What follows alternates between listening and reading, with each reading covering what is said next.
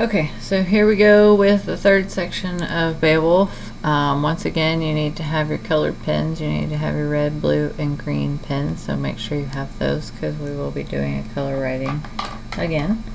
You need to have your study questions for Beowulf homework number 3. You need to have notebook paper to write your answers on, and of course you need the color writing for, oh, I'm sorry, this says 4, but it should say 3.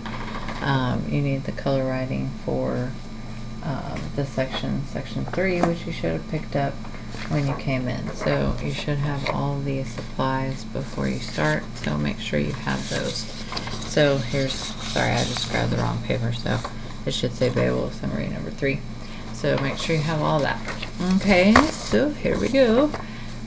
Today we're going to be reading the battle with Grendel, so we're finally going to see what happens with Beowulf and Grendel and their fight, and we're going to see how Beowulf handles him. Okay, so there's really nothing to go over. Well, the last section we learned about Beowulf, the hero, and how his father was banished and King Hrothgar helped his father. And then we also heard about how Beowulf was going to fight Grendel with no weapons because Grendel uses no weapons and he wants it to be a fair fight. So he pretty much accepted the challenge of fighting Grendel and told King Hrothgar that he was pretty confident that he could be successful in this battle. So that's pretty much it. Remember that the study questions right here, these are to help your understanding of the reading. I am not going to be taking these up. You need to keep these in your binder for your binder check and to study later for the Beowulf test. Some of you have been returning these questions to me. You really need to keep the questions and the answers together, because how do you study for a test when you just have one or the other? You need to have both so that you know the question and the answer to study for the test. So if you've turned one of these in the past, you probably need to get it. You should have Beowulf homework number 1, number 2, and now this one, number 3. So this and your answers that you write down, you probably should staple together and put them in your binder. Again, I don't want them there for your binder checks, and they are for you to study with for the test. Down here, the summary, which is basically this paper, okay? The boxes paper, the color writing, this is what you're turning in. So that's all I need. Okay, let's go ahead and start. We are on page 50, and we are reading the battle with Grendel. So remember, Grendel is the monster that represents evil, and then Beowulf is our hero that has come to help. So I'm going to go ahead and start reading. Here we go. After the banquet, Hrothgar and his followers leave Heorot, and Beowulf and his warriors remain to spend the night. Beowulf reiterates his intent to fight Grendel without a sword, and while his followers sleep, lies waiting, eager for Grendel to appear. So Beowulf and his men are the only men that are in Heorot. Remember, Heorot is the bar. That's the place where Grendel attacks every night. So it's just Beowulf and his men. Everybody else is gone, and Beowulf is laying there awake, waiting for Grendel to arrive. Okay, here we go. Keep going. Out from the marsh, from the foot of misty hills and bogs, bearing God's hatred, Grendel came, hoping to kill anyone he could trap on this trip to high Heorot. So it's saying that Heorot's up high, so keep that in mind. He moved quickly through the cloudy night, up from his swampland. Okay, so there's number 1. Number 1, if you look at your study question, says visualize Grendel's progression from the marsh towards Heorot. Remember, Heorot is the bar. What direction is he moving, up or down? So it just said, we just read it right here, said that he's moving up from his swampland. So number 1 is upwards. So I'm going to go ahead and put that up there. Sorry, I'm trying to get all my papers together. So there you go, Beowulf homework number 3. Number 1, what direction is Grendel moving? He's moving up. And then it said right here, it said that his trip to high Heorot. So if Heorot is up high and the swampland is down low and he's having to move upward to get to Heorot, if you had to symbolize these two places, if you had to symbolize Heorot and the swampland, how would you symbolize them? What two places do you think that these two places could represent? Think about that. So if one's up high and one's down low, and we're thinking about some kind of symbol for these, then the most logical Answer would be heaven and hell. Remember, Grendel is evil and he is created in hell, so it's almost like his swamp that he's coming out of symbolizes or represents hell, and he's moving up towards Herod, up towards the bar, which could symbolize heaven. So that's number 2. What might the location of the marsh in relation to the location of Herod symbolize? So we just answered that. All right, we're going to keep going. Sliding silently towards that gold-shining hall, he had visited Hrothgar's home before and knew the way. But never before nor after that night found Herod defended so firmly, his reception so harsh. He journeyed forever joyless, straight to the door, then snapped it open, tore its iron fasteners with a touch. So he goes up to the door of the bar, up to Herod, and he grabs the door and he rips it off its hinges. So he's very strong and very, very powerful to be able to rip the door off and just go right in. Okay, next page. Top of page 51. Getting my book lined up. Okay. And rushed angrily over the threshold. He strode quickly across the inlaid floor, snarling and fierce. His eyes gleamed in the darkness, burned with a gruesome light. Then he stopped, seeing the hall crowded with sleeping warriors, stuffed with rows of young soldiers resting together. So they're all there asleep. And his heart laughed. He relished the sight, intended to tear the life from those bodies by morning. The monster's mind was hot with the thought of food and the feasting his belly would soon know. But fate that night intended Grendel to gnaw the broken bones of his last human supper. So he's actually excited that he gets to kill and eat all of these men, and he's kind of like laughing on the inside that, like, you know, ha ha ha, they don't know I'm here, they're asleep, and I'm about to kill them, just like I've done every other night for the last 12 years. But it says that, but fate that night intended Grendel to gnaw the broken bones of his last human supper. So this is kind of like foreshadowing what is to come. If this is his last human supper, you can kind of guess. All right, keep going. Human eyes were watching his evil steps, waiting to see his swift, hard claws. Grendel snatched at the first geat he came to, ripped him apart, cut his body to bits with powerful jaws, drank the blood from his veins, and bolted him down, hands and feet, death. So, unfortunately, Beowulf does have to sacrifice one of his men, which is one of the characteristics of an epic hero that we talked about, is that the hero has to make sacrifices. So, unfortunately, one of Beowulf's soldiers was killed by Grendel. He grabbed the body, ripped it apart, and then drank the blood from his body. So it's a very violent death, and very violent the way that Grendel has been killing these people for so long. Okay, and Grendel's great teeth came together, snapping life shut. Then he stepped to another still body, clutched at Beowulf with his claws. So he goes to reach for the second person that he's going to kill, and he reaches towards Beowulf. Okay, grasping at a strong-hearted, wakeful sleeper, and was instantly seized himself. So he goes to grab for Beowulf, and in turn, Beowulf reaches up and grabs him, because remember, Beowulf is pretending to be asleep on the floor, so he's laying down, and Grendel is obviously standing above him. So Beowulf reaches up and grabs Grendel instead. So, and was instantly seized himself, claws bent back as Beowulf leaned up on one arm. So Beowulf kind of pushes himself up on one arm and is grabbing Grendel's claw with his other hand. So he's got a hold of Grendel. Okay. The next paragraph, that first line, line 273, that shepherd of evil, guardian of crime. Okay, let's stop here because we have a study question that we need to answer about this. So number 3 says, what does the phrase shepherd of evil imply about Grendel? Okay, look at this phrase, shepherd of evil. Okay, shepherd. What does a shepherd do for sheep? What does a shepherd do for sheep? Think about it. So a shepherd protects sheep, right? Or guards sheep. They're like a guardian of sheep, right? So if they're saying that Grendel is a shepherd of evil, then he obviously does the same thing a shepherd does for sheep. So he guards evil, or he is the guardian of evil. So that would be your answer for number 3. It implies that he is a guardian of evil. He is a shepherd of evil. Okay? So just again, showing that imagery of Grendel being evil. All right, so let's keep going. That shepherd of evil, guardian of crime, knew at once that nowhere on earth had he met a man whose hands were harder. His mind was flooded with fear. So he's instantly scared as soon as Beowulf grabs him, because nobody has ever done this to him in the past, and he does not know how to react to this. But nothing could take his talons and himself from that tight, hard grip. Grendel's one thought was to run from Beowulf. Flee, remember we talked about that in the last section. Flee means to run away or go away. So he wants to run away back to his marsh and hide there. So he's scared, doesn't know what to do. He's never been in this position before.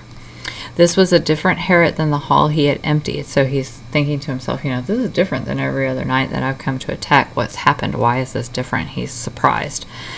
But Higlac's follower, remember Higlac is Beowulf's king. So that just means Higlac's follower means Beowulf. But Beowulf remembered his final boast, and standing erect, so he stands up, stopped the monster's flight, fastened those claws in his fist till they cracked, clutched Grendel closer. So he's got a hold of Grendel's claw. Okay, so it says fasten those claws in his fist till they cracked. So what is Beowulf doing right here to Grendel, to his claw? Think about it. What is he doing?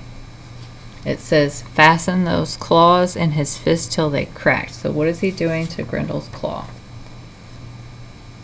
That's number 4. What is Beowulf doing to Grendel in these lines? So number 4, if you thought about it, he is crushing the bones in Grendel's claw with his hand.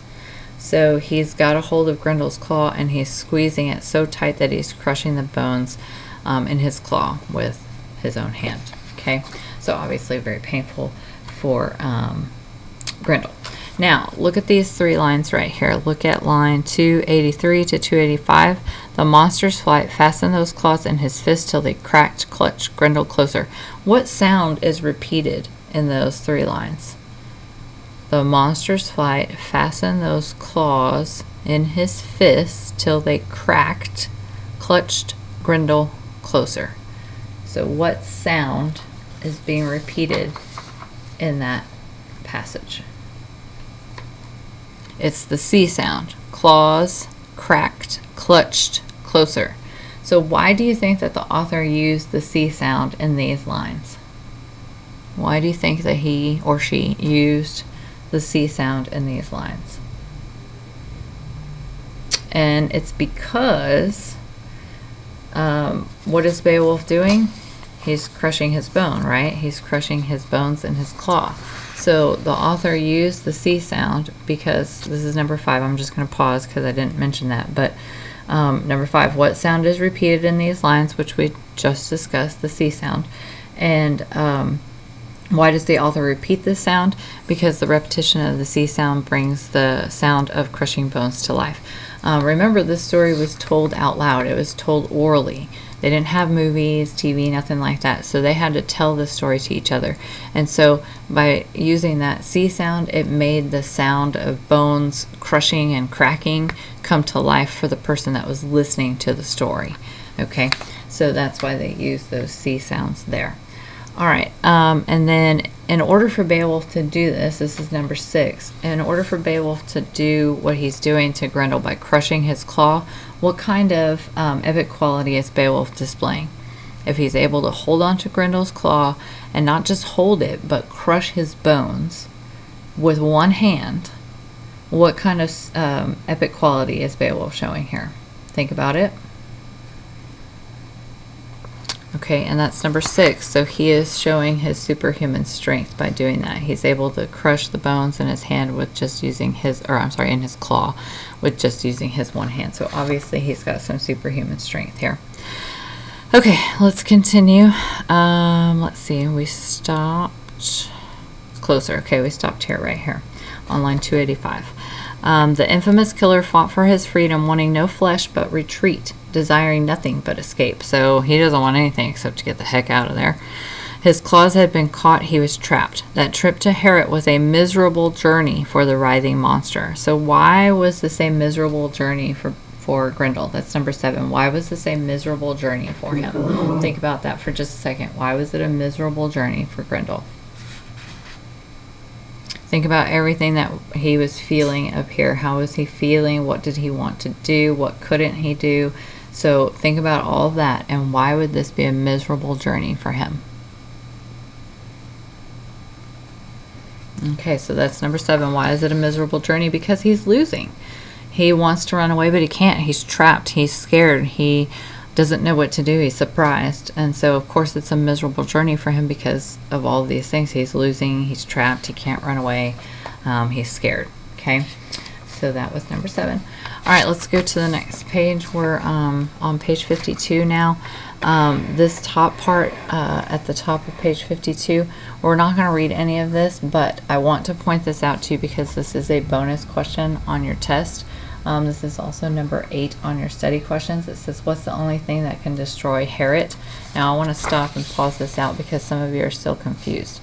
Okay, so we're talking about number 8 right here. Okay, what's the only thing that can destroy Herod?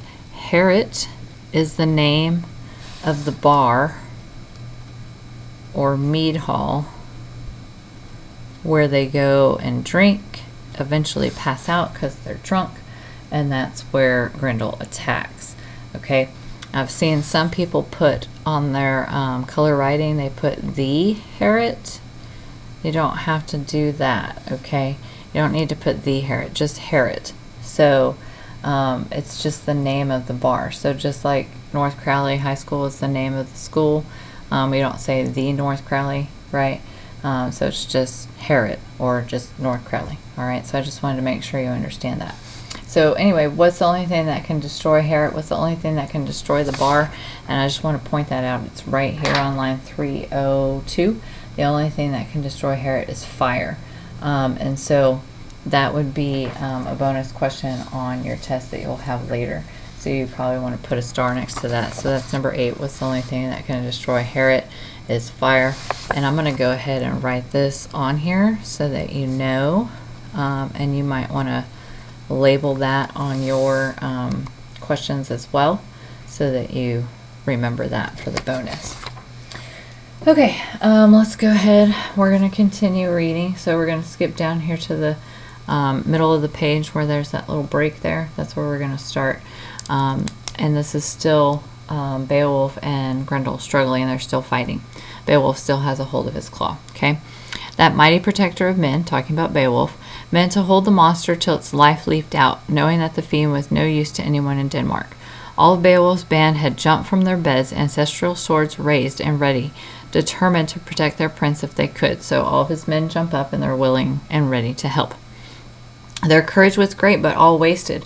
They could hack at Grendel from every side, trying to open a path for his evil soul, but their points could not hurt him.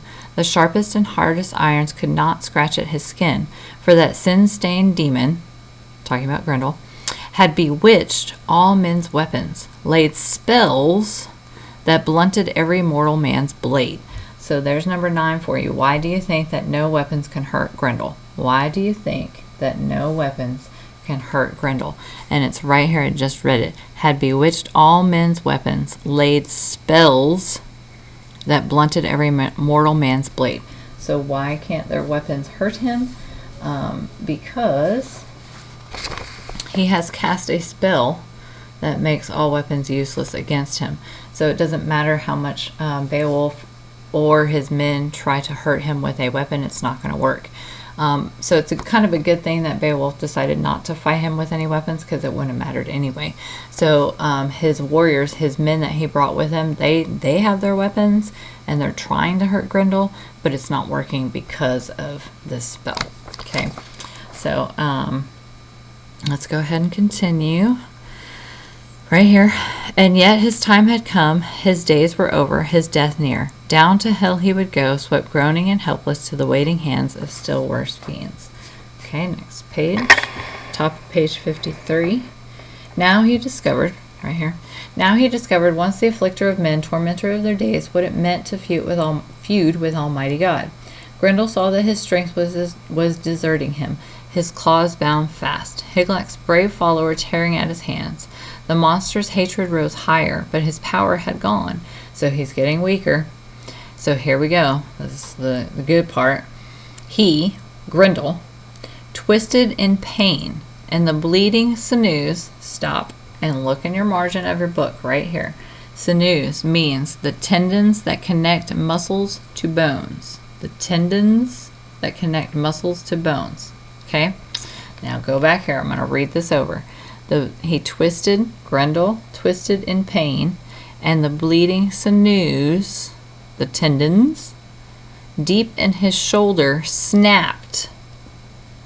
Muscle and bone split and broke.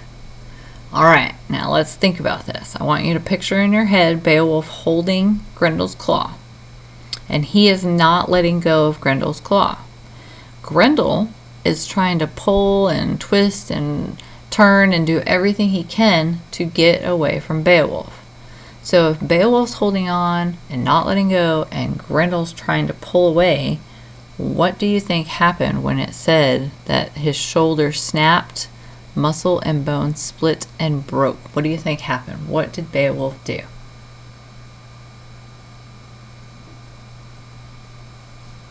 Okay, that's number 10. So what do you think he does? Hopefully you guessed right. Hopefully you figured it out. But he rips off his arm. Right at the shoulder, he rips off his arm. His whole complete arm. So Beowulf rips off Grendel's complete arm from the shoulder down. Ouch. Painful, right? Okay. Keep going. The battle was over. Beowulf had been granted new glory. Grendel escaped. Well, now he escaped, of course, right? Because he's missing his arm. His arm ripped off, and so he's free now. He's not being held onto, so he can escape. But wounded as he was, could flee to his den, his miserable hole at the bottom of the marsh, only to die to wait for the end of all his days. So number 11, what will happen to Grendel now? So what do you think is going to happen to him now that he's missing an arm? And it's, it's kind of obvious he's going to bleed to death. He's missing an arm. Obviously, he's going to bleed, right? And so he's going to bleed to death. All right, line 345. And after that bloody combat, the Danes laughed with delight. He who had come to them from across the sea, bold and strong-minded, had driven affliction off, purged. There's that word again, purged. We had that in the last section. Remember, purge means to cleanse or purify. So he had driven affliction off, purged Herod clean, cleansed Herod clean. He was happy now with that night's fierce work. The Danes had been served as he boasted he'd served them. Beowulf, a prince of the Geats, had killed Grendel, ended all the grief, the sorrow, the suffering forced on Hrothgar's helpless people by a bloodthirsty fiend. So he won. He defeated Grendel. No Dane doubted the victory, for the proof hanging high from the rafters. Okay, if you don't know what rafters means, I'm going to circle it real quick. So rafters are like the beams on the ceiling. So like if you go into the gym and you look up, the beams that are going across, those are rafters. Okay, they have those in churches too as well. Lots of buildings have them. Even houses have them. But anyway, it says hanging high from the rafters where Beowulf had hung it was the monster's arm, claw, and shoulder and all. So what does Beowulf do with Grendel's claw? What does he do? He hangs it up for everyone to see. So number 12, why do you think he hangs it up there? Why does he want everybody to see that arm hanging there? So he hangs it up in the bar where he defeated Grendel, same place that Grendel has attacked for 12 years. Why does he hang it up there? And there's two reasons, okay? This is number 12. Why does he hang it up there? Two reasons. One, he wants to prove his victory. He wants to say, hey, I'm the one that did this. This is my trophy. I did it. You've been attacked for 12 years. Nobody's been able to do it, and I did it. And then the second reason, it's like a symbol to show that the Danes, that they're safe, and also kind of to remind them of their past and everything that they've gone through. So those are the two reasons why he hangs it up. Okay. Okay, we don't need to read any of the rest of that page, so we're going to go to the next page. Actually, no, I'm sorry, we don't need to go to the next page. We've read everything we need to read. So there's just a few questions that we need to answer. So we just answered number 12. So 13, how is the outcome of this battle different from Grendel's other battle? How is it different from every other time that that Grendel has battled? How is this battle with Beowulf different than every other battle that Grendel's been in? How is it different? And it's different because he loses. And that's number 13 right there. He loses. So that's how it's different. Okay. Number 14 says, what motivates Beowulf to fight Grendel? So what do you think motivates Beowulf to fight Grendel? Why do you think he accepts this challenge of fighting Grendel? Why would he accept that? Why would he want to do this? There are several reasons, actually. There's more than one. Okay, so there are actually 3 reasons why he decides to fight Grendel. All right, so hopefully you came up with at least one. I would love for you to come up with all 3 on your own before I show you the answer. So why do you think he fights Grendel? 3 reasons. What do you think? Think about his past, think about his family, think about himself. Okay, giving you a little bit of time to think. So 1, he wants to help the Danes. He wants to help mankind because that's what epic heroes do. He just wants to help people. All right. 2, he wants to repay his father's debt. We talked about this in the last section. His father went to King Hrothgar for help, and now Beowulf wants to help Hrothgar because he helped his dad.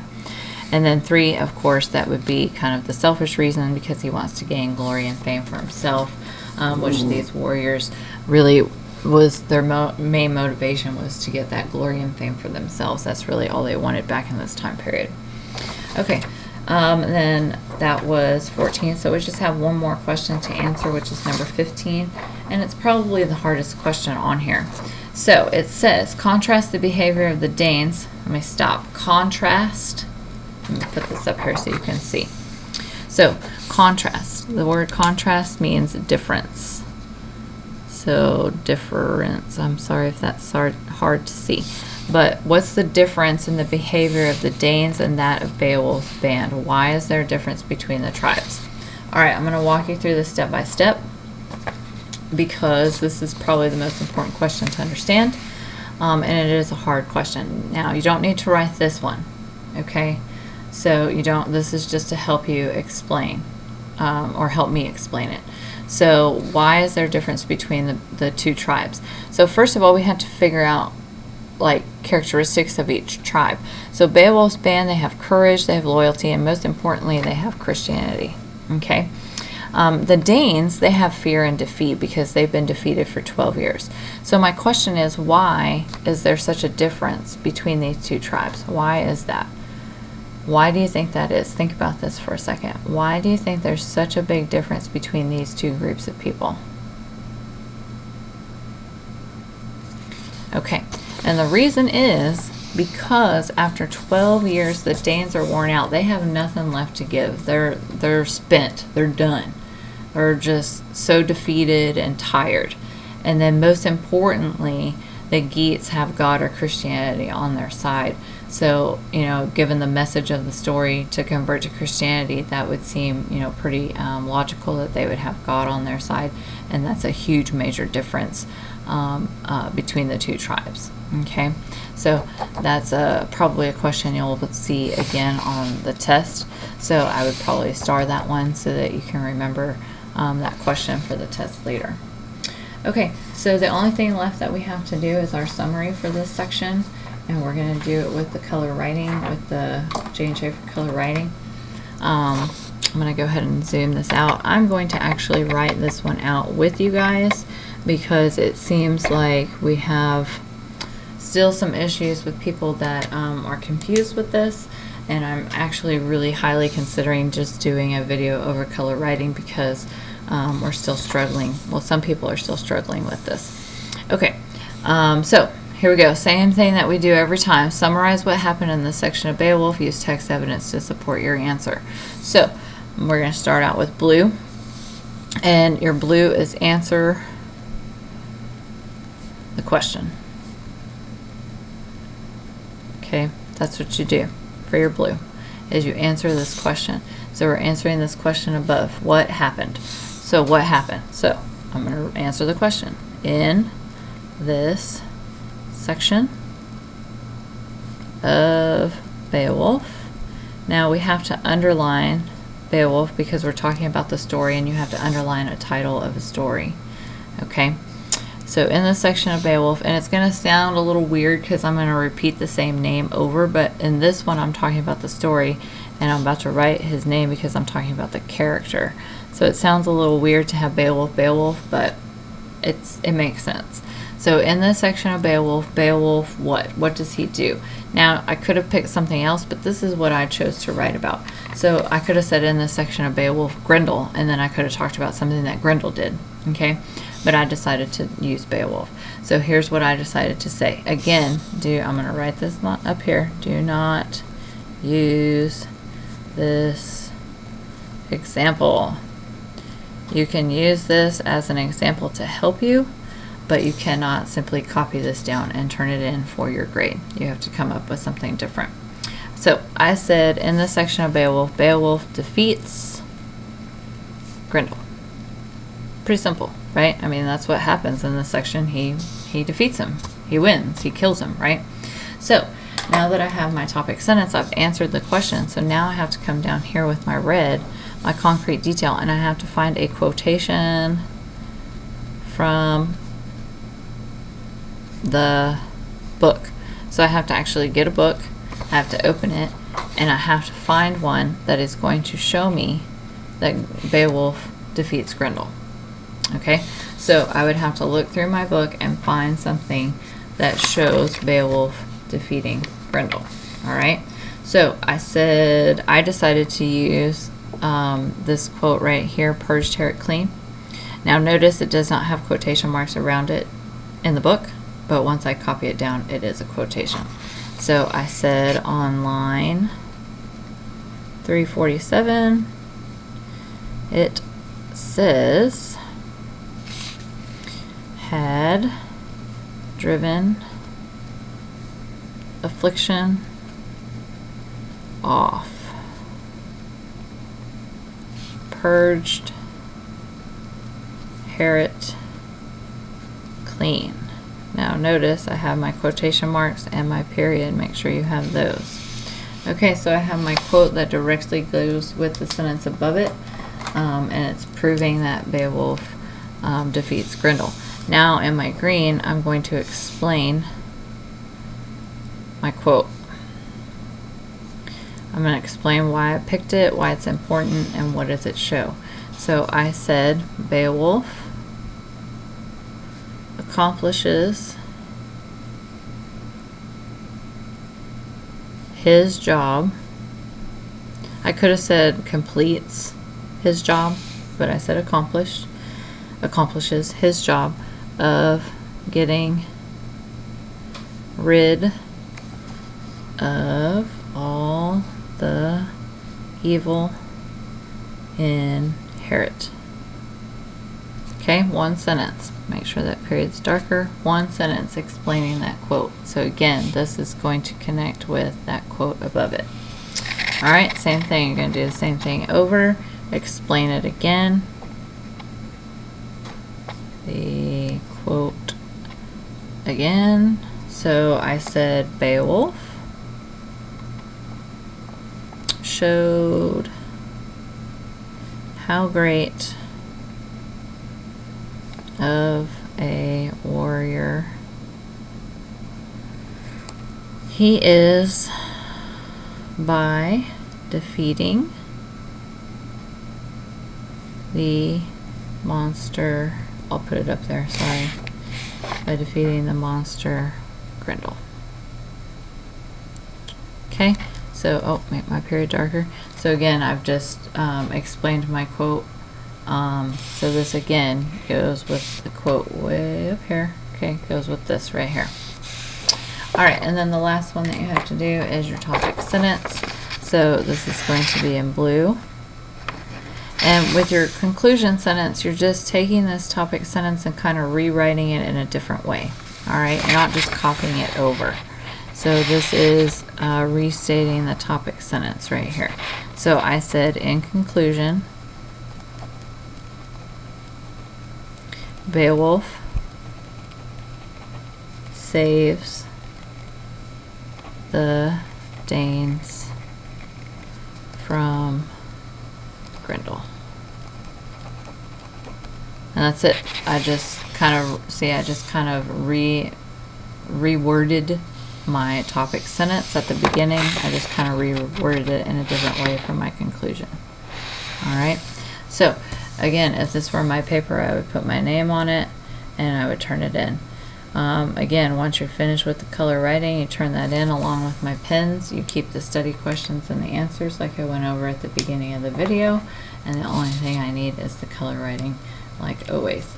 If you have any questions, please let me know. Otherwise, thank you, and turn in the color writing before you leave.